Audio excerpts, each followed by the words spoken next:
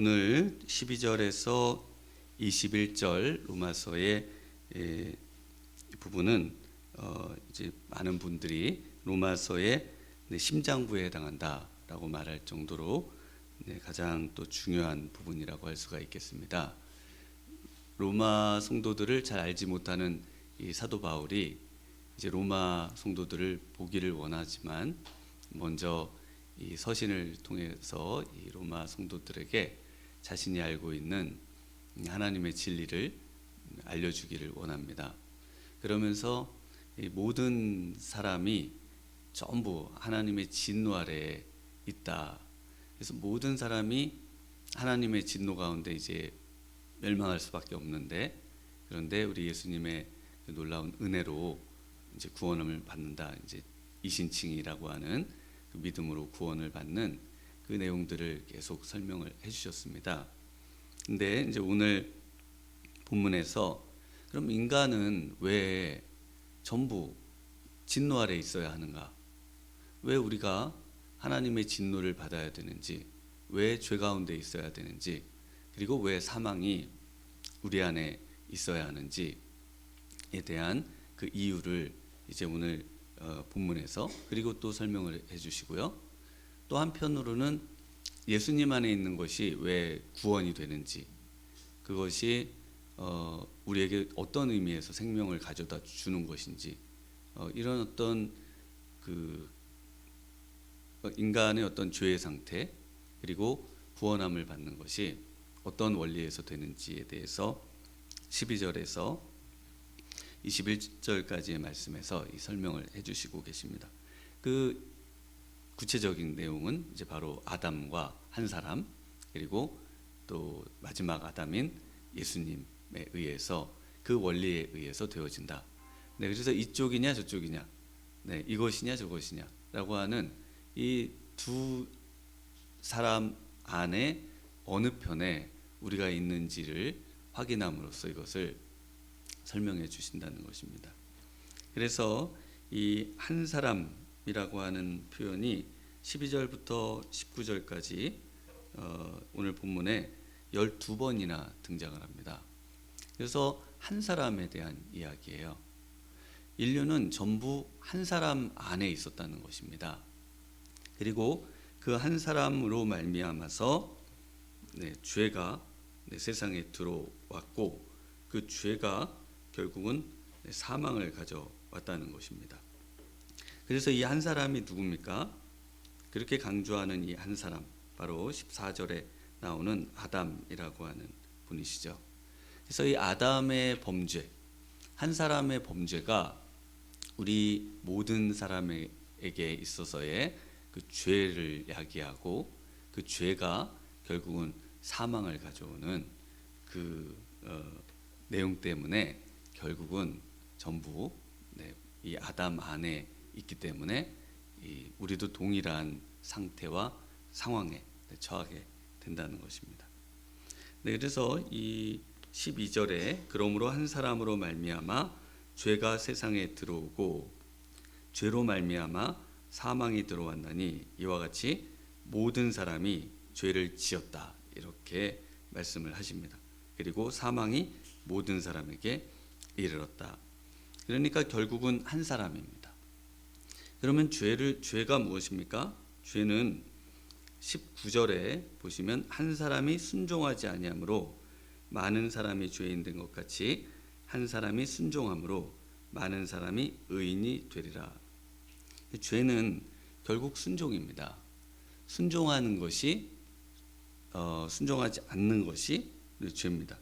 그래서 하나님께서 아담에게 선악과를 먹지 말라라고 했을 때 이 선악과를 먹는 어떤 하나님이 말씀하신 그 행위를, 그 말씀을 어기는 것, 그 말씀에 순종하지 않는 것, 그것을 죄라고 하고요. 순종하지 않는 그런 삶이 결국은 이 죄가 되고, 죄가 사망에 이르게 되는 원리를 보여주는 것입니다. 그래서 우리가 이제 하나님의 말씀을 이제 순종을 하려고 해도 잘 안 되잖아요. 그러니까 우리는 죄를 짓지 않았는데 우리는 아담이 아니지 않습니까? 아담이 아니었는데 왜 아담과 같은 죄를 지었다고 하십니까? 그런데 우리가 그 나타나는 현상으로 보면은 순종을 하려고 해도 순종이 안 돼요. 그 다음에 그 결과로 우리는 그러니까 죽을 이유가 없는데 죽게 되는 현상이 나타납니다. 그래서 아담의 그 한 사람의 한 행위와 그 한 사람의 그 아담의 그 결과가 행위의 결과가 우리에게도 동일하게 미치는 이 원리를 보여주고 있는 겁니다. 그럼 어떻게 그렇게 됩니까? 이해가 잘 안 되시잖아요. 그게 도대체 어떤 유전적인 것인지 아니면 어떤 형태로 되는지, 그래서 이거를 전가한다 뭐 이런 의미로 이제 많이 이해들을 하십니다. 그래서 이 원리가 그대로 우리의 구원의 원리에 적용이 되기 때문에 이것에 대해서 바울이 굉장히 중요하게 생각하고 있는 것입니다. 그래서 이 영적인 어떤 죄, 그리고 이것이 영적인 사망을 가져오는데요. 영적인 죄가 결국은 육적인 또 죄를 가져옵니다. 그리고 영적인 사망이 또 육적인 사망을 가져오는 것입니다. 그래서 이 동일한 원리를 계속해서 대비하면서 이제 우리가 이 두 아담 중에 어떤 아담에 속해 있는가, 이것을 말씀해 주시는 것입니다. 네, 그래서 13절에 죄가 율법 있기 전에도 세상에 있었으나 율법이 없었을 때에는 죄를 죄로 여기지 아니하였느니라. 그래서 율법이 있기 전에도 죄가 세상에 있습니다. 그런데 이제 사람들은 죄를 죄로 알지 못하고, 그리고 율법이 우리에게 주어졌을 때, 그럴 때 이것이 죄라고 하는 것이구나. 가령 우리가 예수님의 말씀 중에 내 마음에 그런 음란의 마음을 품어도 죄다. 그러면 그것을 전에는 죄로 몰랐는데 말씀을 읽을 때 그것을 알게 되고, 남을 향해서 이렇게 나쁜 마음을 품는 것이 살인이다. 이런 말씀을 듣기 전에는 이것이 무슨 죄가 될까? 이런 생각을 하다가 이런 말씀들이 하나님의 말씀을 통해서 죄를 죄로 이제 우리가 더 확인을 하게 된다는 것이죠. 그래서 14절에 그러나 아담으로부터 모세까지 아담의 범죄와 같은 죄를 짓지 아니한 자들까지도 사망이 왕노릇하였나니 아담은 오실 자의 모형이라. 네, 그래서 지금 계속해서 반복되는 내용처럼 아담의 범죄와 같은 죄를 짓지 아니한 자들에게도 사망이라고 하는 것이, 모든 사람이 죽잖아요. 그 죽음의 그런 원인이 죄인데, 그 죄가 아담이 지은 죄인데 그것이 우리에게도 동일하게 역사하고 있다는 것입니다. 그처럼 한 사람이 중요합니다. 모든 곳에는 이 아담을 하나님께서 대표로 세우신 것처럼 그 한 사람이 결국은 그 모든 공동체의 그런 운명을 결정한다고 할 수 있을 정도로, 우리가 어떤 한 나라의 대통령이라든지 또 한 가정의 가장이라든지 이렇게 대표를 중시하는 이유도 이 성경에 하나님께서 이 대표성의 원리를 이 구원에 적용을 하는 이런 영적 원리가 들어있기 때문에 또 이렇게 참 중요하다고 할 수가 있는 것이죠. 네, 그처럼 이것이 오실 자의 모형이 됩니다. 그래서 우리 예수님은 고린도 전서 15장 45절에 마지막 아담으로 이렇게 소개가 되고 있습니다. 네, 그런데 15절에서는요, 하나님이 세상을 사랑하셔서 하나님이 은사, 여기서 은사는 선물과 같은 말이 되겠습니다. 그래서 이 은사를 또 우리에게 주시는데요. 그러나 이 은사는 그 범죄와 같지 아니하니 곧 한 사람의 범죄를 인하여 많은 사람이 죽었은즉 더욱 하나님의 은혜와 또한 한 사람 예수 그리스도의 은혜로 말미암아 선물은 많은 사람에게 넘쳤느니라. 네, 그래서 한 사람 예수 그리스도의 은혜로 말미암는 선물, 하나님이 주시는 선물. 네, 그 선물이 어떤 선물입니까? 16절에도 선물이 나오고요. 그 선물을 계속 찾아가 보시면 17절에 한 사람의 범죄로 말미암아 사망이 그 한 사람을 통하여 왕노릇하였은즉 더욱 은혜와 의의 선물을 넘치게 받는 자들은, 그래서 은혜와 의의 선물이 됩니다. 그래서 항상 하나님이 주시는 이 선물은 모든 사람이 죄를 범했습니다. 그래서 누구도 이 아담 안에 있을 수밖에 없는데 마지막 아담 또 한 사람을 우리 예수님께서 보내셔서 그 사람을 통해서 선물을 주십니다. 그 선물은 이제는 은혜의 선물인 것이에요.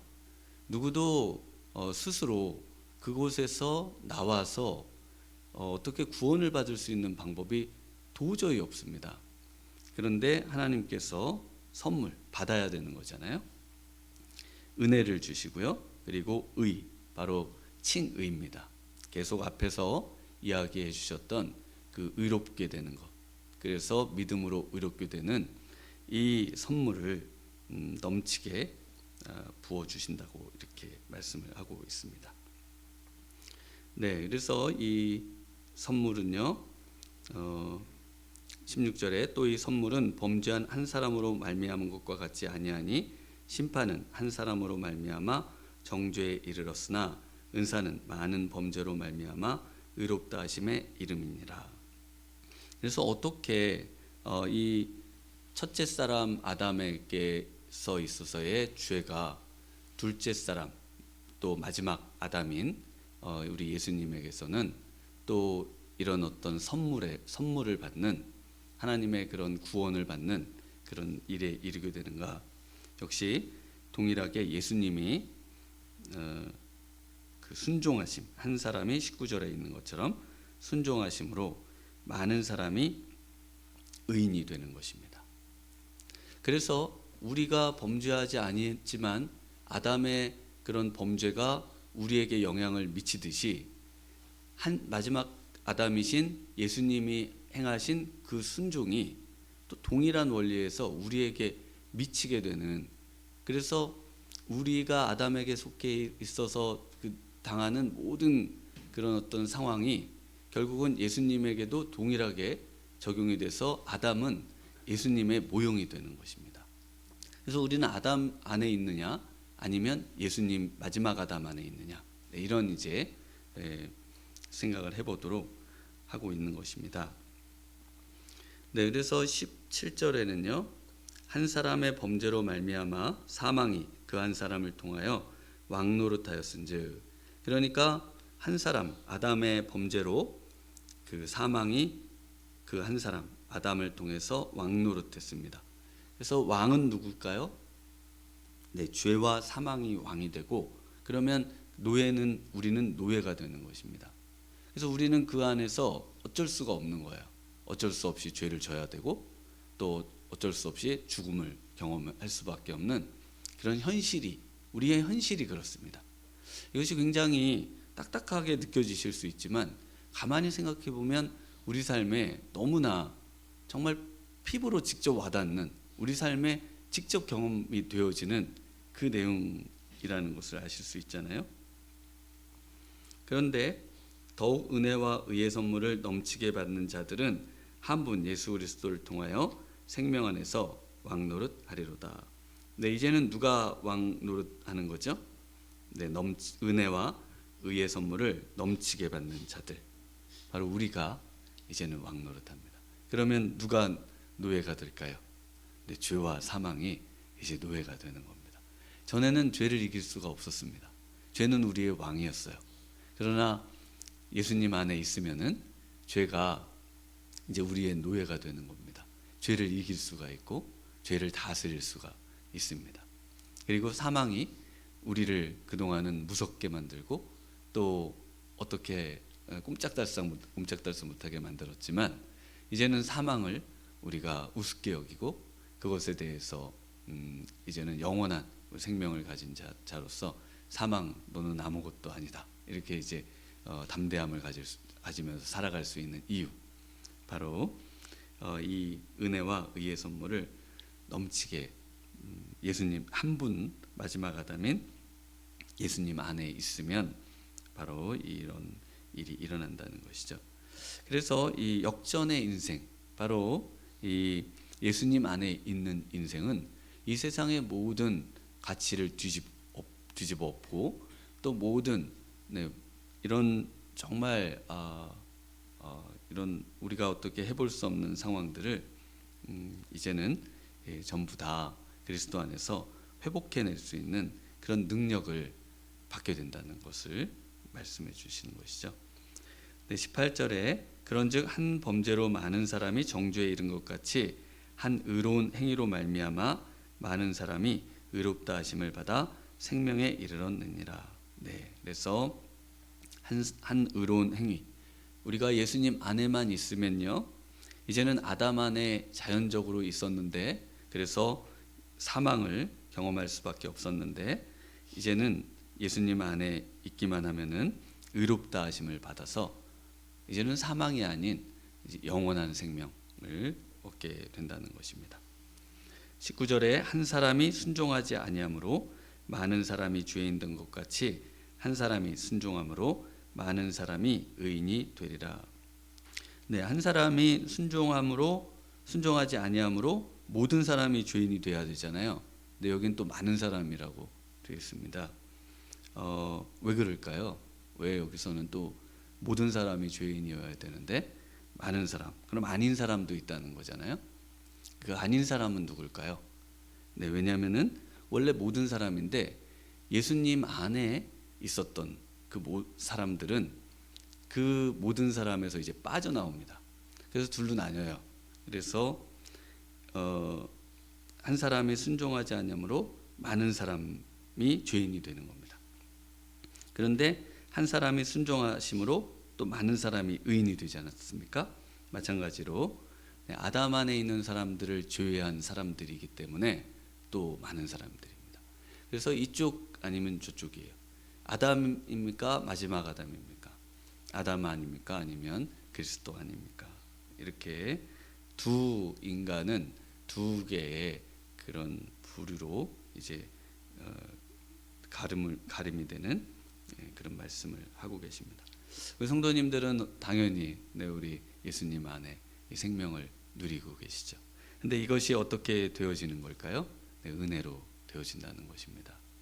그래서 이제 20절에 율법이 들어온 것은 범죄를 더하게 하려 함이라 그러나 죄가 더한 곳에 은혜가 더욱 넘쳤나니. 그래서 이제는 이것이 은혜로 된다는 것을 우리에게 더욱 확인시켜 주십니다. 우리가 왜 하나님의 말씀을 읽는가? 1차적으로 이 율법, 하나님의 말씀을 통해서 모든 것이 하나님의 은혜로 되는 것이구나. 이 은혜의 원리를, 은혜가 우리에게 왕노릇하는 것이구나 라는 것을 알도록 하기 위함입니다. 그래서 이 율법을 가리켜서 몽학성생이라고 부릅니다. 갈라디아서 3장 24절에 보면 이같이 율법이 우리를 그리스도께로 인도하는 초등교사가 되어 우리로 하여금 믿음으로 말미암아 의롭다함을 얻게 하려 함이라. 그래서 이 율법이 그리스도께로 인도하는 초등교사가 그리스도께로 인도하는 그런 이제 매개물이 되는 것입니다. 그래서 하나님의 말씀을 읽으면서 그리스도를 발견하는 것이 이 율법의 가장 중요한 또 1차적인 목적이라고 할 수가 있겠습니다.